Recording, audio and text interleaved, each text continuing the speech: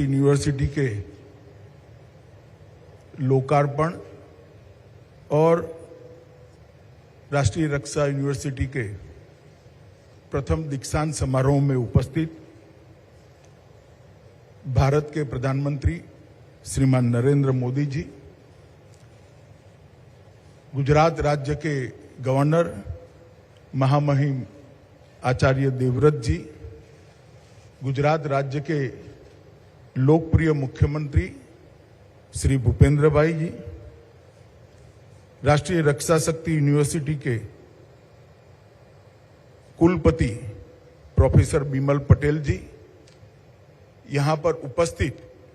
आज जिनको पदवीदान समारोह में पदवी दी जानी है और जो यहां पर अभी अपनी पढ़ाई कर रहे हैं ऐसे छात्र छात्राएं, उनके अभिभावक और उपस्थित सभी गणमान्य लोग, आज जब मैं यहां रक्षा शक्ति यूनिवर्सिटी के प्रथम दीक्षांत समारोह में आया हूं, कुछ समय पहले ही हमारे लोकप्रिय प्रधानमंत्री जी ने रक्षा यूनिवर्सिटी को देश को समर्पित किया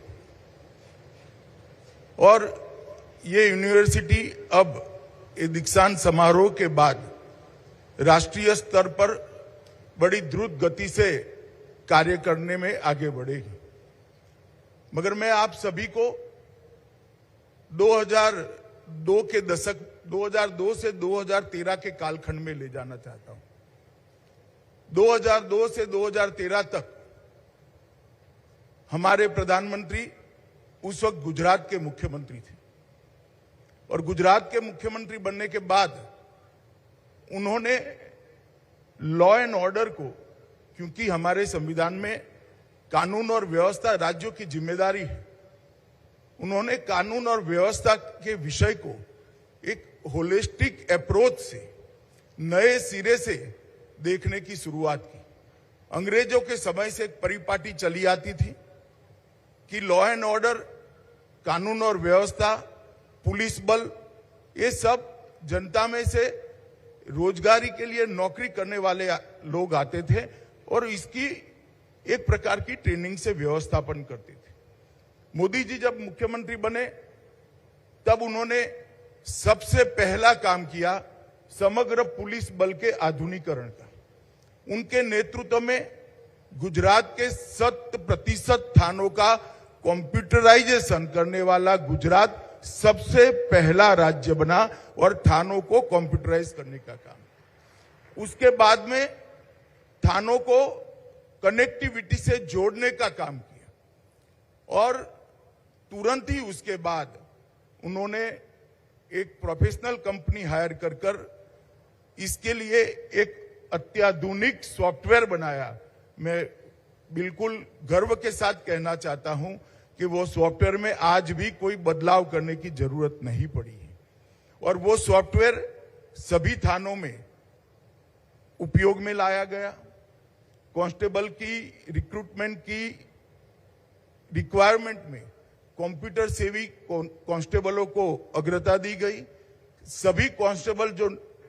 नौकरी में थे उनके ट्रेनिंग का एक बहुत विस्तृत कार्यक्रम चलाया गया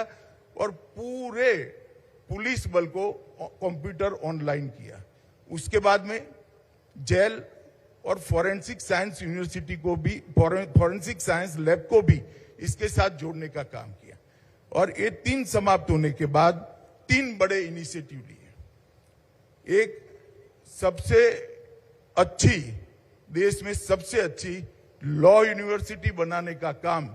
हमारे उस वक्त के मुख्यमंत्री और आज के प्रधानमंत्री जी ने गुजरात के अंदर किया। गुजरात नेशनल लॉ यूनिवर्सिटी बनाई।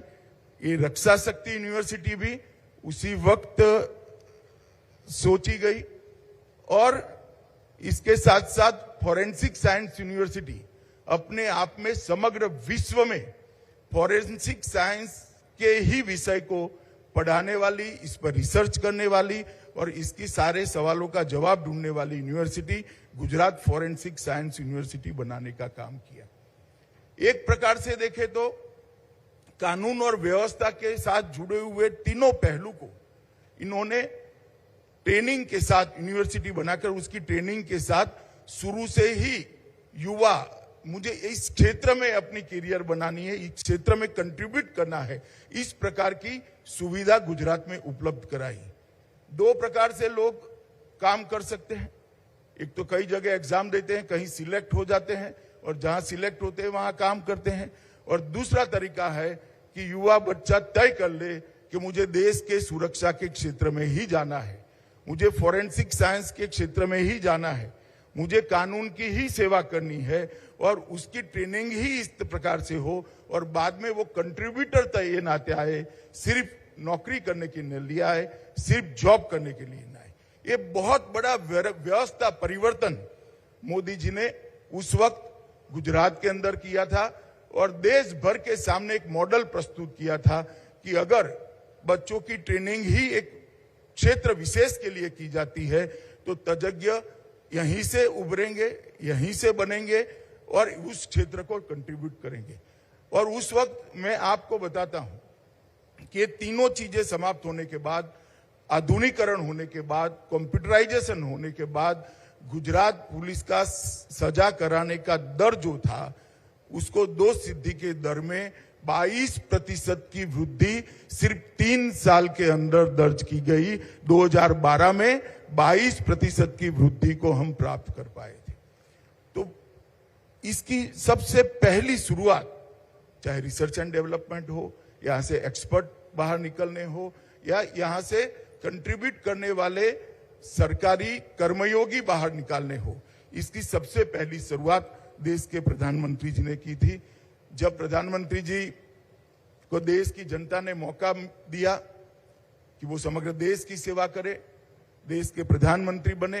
देश के हर क्षेत्र के अंदर, चाहे अर्थतंत्र हो, चाहे इंफ्रास्ट्रक्चर हो, चाहे रेगुलेशन लाने हो, चाहे देश की बाह्य सुरक्षा हो, चाहे देश की आंतरिक सुरक्षा हो, प्रधानमंत्री जी ने एक अलग दृष्टिकोण के साथ बनी हुई परिपाटियों को तोड़कर आज जो रिक्वायरमेंट है, आज जो जरूरियात है, इसके हिसाब से बदलाव को लाने का प्रयास किया। और राष्ट्रीय रक्षा यूनिवर्सिटी भी इसी का एक उदाहरण है। नेशनल फॉरेंसिक साइंस यूनिवर्सिटी भी बन गई है और राष्ट्रीय रक्षा शक्ति यूनिवर्सिटी भी बन गई है। आज मुझे आनंद है कि राष्ट्रीय रक्षा शक्ति यूनिवर्सिटी अनेक क्षेत्र के अंदर रिसर्च एंड डेवलपमेंट से लेकर अनेक संस्थाओं के साथ जुड़कर उनकी जरूरियातों को एक अच्छा गाइडेंस देने का काम कर रही है। और मैं आपको बता सकता हूं कि आने वाले कुछ ही समय में राष्ट्रीय रक्षा शक्ति यूनिवर्सिटी अपना व्याप बहुत तेजी से बढ़ाने जा रही है। जैसे नेशनल फॉरेंसिक साइंस यूनिवर्सिटी ने 7 राज्यों की सरकारों के साथ एमओयू कर 3 राज्यों के अंदर नेशनल फॉरेंसिक साइंस यूनिवर्सिटी के कैंपस खोलने का काम समाप्त कर दिया। इसी प्रकार से राष्ट्रीय रक्षा शक्ति यूनिवर्सिटी भी अब तेजी से सभी क्षेत्रों में जाकर अपना एक कैंपस कम से कम खुले क्षेत्रवार, इसकी चिंता करेगी। और लॉ एंड ऑर्डर संभालने के लिए 3 जो रिक्रूटमेंट के स्टेज हैं, कांस्टेबल लेवल पर, पीएसआई लेवल पर और डीवाईएसपी लेवल पर, ये तीनों क्षेत्रों में उस क्षेत्र में काम करने वाले बच्चे को पहले से ही प्रोफेशनल ट्रेन कर उसको सरकारी कर्मी नहीं, जो मोदी जी की कल्पना है, इस प्रकार का कर्मयोगी बनाने के लिए एक अच्छा एटमॉस्फेयर और अच्छा इंफ्रास्ट्रक्चर दोनों उपलब्ध कराएगी। मित्रों, इस क्षेत्र के अंदर आमूलचूल परिवर्तन तभी आ सकता है कि क्षेत्र के अंदर प्रोफेशनलिज्म भी हो और इस क्षेत्र में काम करने का गौरव भी कर्मयोगी के अंदर, सरकारी कर्मचारी के अंदर हो। मैं मानता हूं रक्षा शक्ति यूनिवर्सिटी इसके लिए बहुत अच्छा एटमॉस्फेयर सबको यहां से उपलब्ध कराएगी। 2018 के से लेकर आज तक की 5 बैचेस के 1091 छात्रों को आज पदवी मिलने जा रही है। मैं सभी को भी कहूंगा कि आप इस क्षेत्र को जब पसंद किए हैं तब बहुत सारी ऐसी चीजें हैं, टेक्नोलॉजी लाने से लेकर R&D से लेकर ट्रेनिंग तक की, इस सब में आप कहीं ना कहीं कंट्रीब्यूट करेंगे। आज आपको पदवी ऐसे व्यक्ति की उपस्थिति में, ऐसे व्यक्ति के हाथ से मिलने जा रही है जिनको न केवल देश, पूरी दुनिया अपना नेता भी मानती है और हर क्षेत्र में मोदी जी के विचार क्या है वो सुनने के लिए लालायित भी रहती है। तो आप सभी लोग उस दृष्टि से भी बहुत भाग्यवान हो। और जो बच्चे यहाँ पर अभी पढ़ रहे हैं, जो छात्र पढ़ रहे हैं, इनको भी मैं कहना चाहूंगा कि क्षेत्र के अंदर मन के साथ काम कर कर देश की कानून और व्यवस्था को ठीक करना, आंतरिक सलामती को ठीक करना, ये हम सभी का उद्देश्य होना चाहिए। और एक दृष्टि से राष्ट्रीय रक्षा यूनिवर्सिटी का एक